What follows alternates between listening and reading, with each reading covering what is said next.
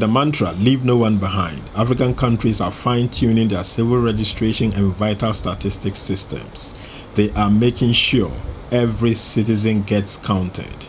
And so at the third Conference of Ministers responsible for civil registration in Africa, the decision was unanimous that all African countries should take civil registration much more serious than they have been, and to consider it a very important part of economic planning and development of the continent. Speaking to GhanaBusinessNews.com at the conference in Yamoussoukro, Ivory Coast, Charles Lufumpa, head of statistics at the African Development Bank, partners in organizing the conference, had this to say. We still have a lot of work to do. Many African countries, as you've heard in some of the meetings we've had here, the systems still need a lot of work. And this meeting and the initiatives that we have put in place are meant to help build capacity of the countries for them to be able to do this work going forward. There are a few countries like Seychelles, Mauritius, and some of the North African countries, South Africa of course, that have good civil registration systems, but on the whole, many African countries still have a lot of work to do. Lufumpa, however, expressed concern at the level of prioritization among some or most African countries regarding fine-tuning their civil registration systems. He said, I think the prioritization is not at the level where I would want to see it, but given the importance of civil registration in making sure that everybody is included in the development process, civil registration forms a vital part of that. You need,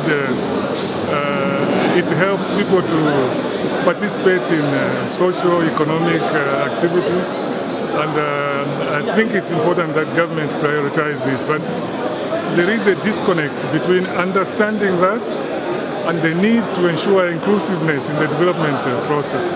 I think it's our job to make that connection be well understood.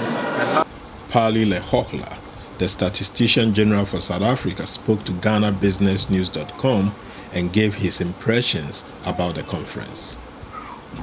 Yes, I think the third meeting of ministers responsible for civil registration and vital statistics paves the way for the future.